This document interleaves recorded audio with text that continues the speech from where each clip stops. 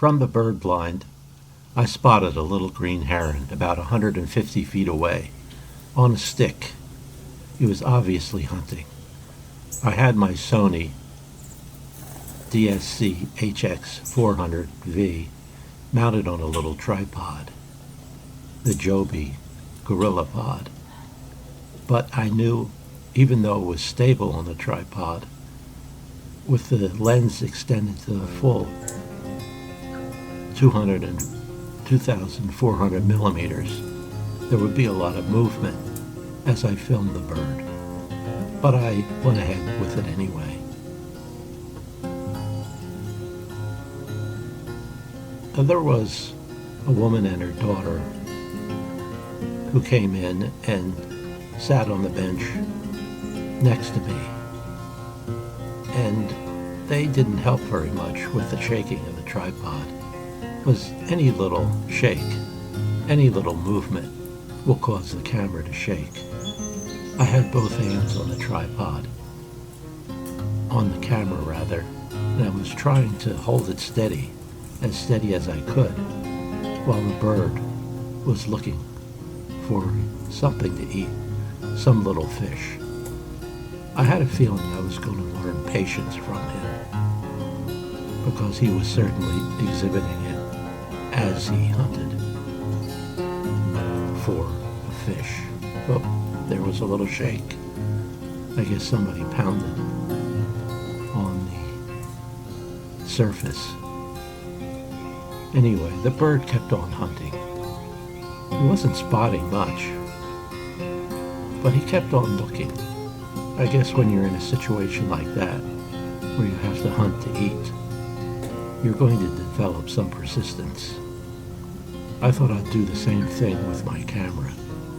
I held it steady, I held it tight, but my shoulder was cramping up as I did so. I injured it years ago, and it never quite fully healed the correct way.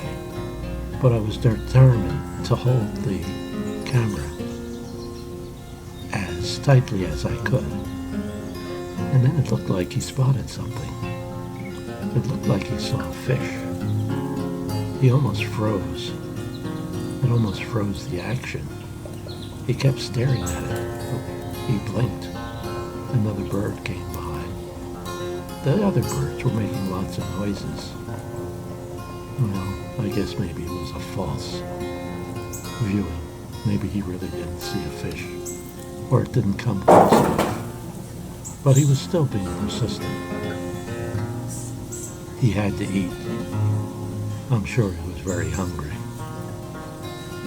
What was he looking at now? Well, for a minute it looked like he was looking at me. But then he went back to looking at the water, searching and searching with persistence for that fish. There were dragonflies flying by, and the other birds kept screaming. How could anybody catch a fish in all this noise? And then there was always a danger from above. He looked up just to make sure nothing was hunting him, and then he went back to hunting. And then, look, it looks like he sees something. He extends that neck just about as far as it can go. Of course, he'll have to extend it farther if he's going to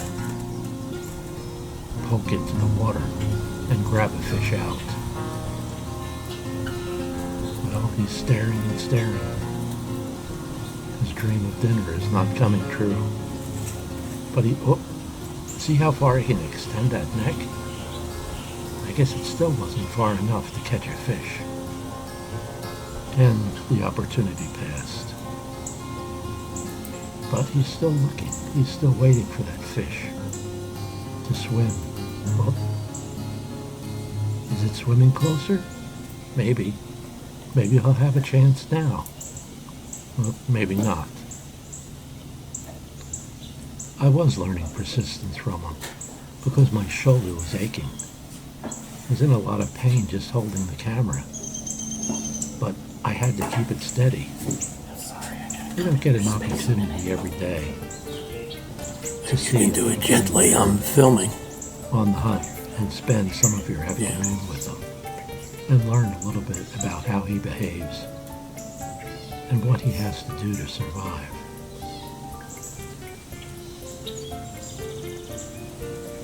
He's so frozen. I think maybe we were the same creature, or the same kind of creature, because we were both showing a lot of patience and persistence in what we were doing. I was filming him, and he was looking for fish. It was just going on, and I couldn't relax, but maybe he could a little bit. He'd drawn in his neck, but he was still staring at that one spot. He was losing concentration though. He was looking around at other things. Maybe catching a glimpse of the fish now. Maybe not. Still just hanging out on that stick above the water. You kind of had to admire him. You kind of had to admire that sort of persistence, waiting for that opportunity to grab something to eat. He wasn't going to give up. Giving up was not an option. If he gave up, he wouldn't get what he came for. He wouldn't get anything to eat. My shoulder was still aching. I wasn't going to give up either. But look what happened here. Maybe he looked off to the side, looking for another opportunity. But there was nothing there either. So he went back to looking where he had been. Looks half-heartedly. Maybe he's just half-heartedly looking for a fish now because it's been so difficult. The dragonflies are still buzzing around him, but he's not interested in them. Can you imagine how hard it would be to catch a dragonfly to eat? Not an easy task. He's just got to sit perched on his stick, staring and staring into the water for the time where he might be able to catch a fish. I had to do something similar with the Sony HX400V. I had to try to hold it as steady as I could. I was actually surprised that I could hold it this steady at this focal length. The tripod was helping, but it's almost impossible unless you have the camera planted in concrete to keep a camera steady enough at this focal length to take a really steady video. It's hard enough. It was a tough situation to begin with. He was perched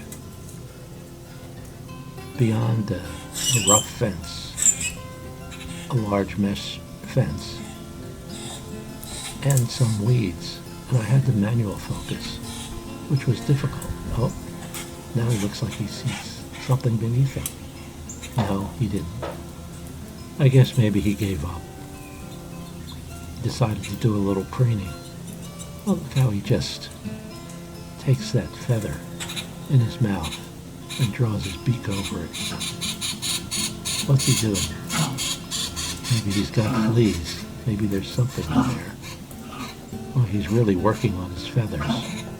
It's quite interesting to see how he has to work over his coat to keep himself clean.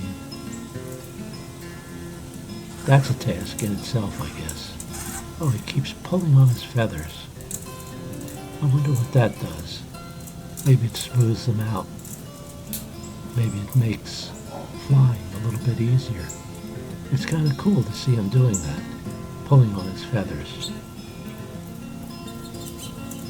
I guess maybe he's given up for now. Maybe the fish have spotted him, because he certainly hasn't spotted any of them. I guess maybe he might as well preen. I zoomed out a little bit to get a full shot of him preening himself. I still had to hold the camera to keep it steady. Other birds were flying back and forth. I was pretty lucky, pretty fortunate that I had the camera on manual focus. But my shoulder was aching more and more. And I wished I could do something like he was doing now. I wished I could preen the shoulder. I wish I could rub it. I wish the camera would just stay steady on the tripod so I could just sit back and relax, but I couldn't. I couldn't preen myself the way he was preening himself. In that, we were two different creatures. I'm sure it's more difficult to make a living by hunting for small fish than by filming, although it's just about impossible to make a living filming little birds like this. It's difficult enough to do. But then, what do you do with the film once you've created it? You put it on YouTube, I guess. Well, for a minute there, it looked like he was searching for some more fish in front of him. But then he went back to preening. I guess you can only concentrate for so long on a certain task. He's got a bird brain, and I've got a man's brain. Whoa, look. He did a little side shuffle there, and he's looking up. I guess he has to be wary of hawks, because a hawk will swoop down on a relatively small bird like this. He's exposed out in the open, which is another danger of this profession. If a hawk sees him, he might just risk it. He might just swoop down. So he's got to keep his eyes in the sky, watching out for danger there, while he's hunting or preening or sunning or whatever he's doing in his life. It's been an interesting time watching him. You almost feel as though you've gotten to know the bird a little bit better. It's almost as though you've gotten to know him personally. You've seen what he has to go through to live. And, oh, here's a little side shuffle again. I guess that was a stretch. Maybe that right wing is bothering him, the way my left shoulder is bothering me as I hold this camera steady to try to get the film. Now, he looks like he's relaxing now, giving up. Whoop! Time for him to go. Time for me to go, too. Thanks for watching.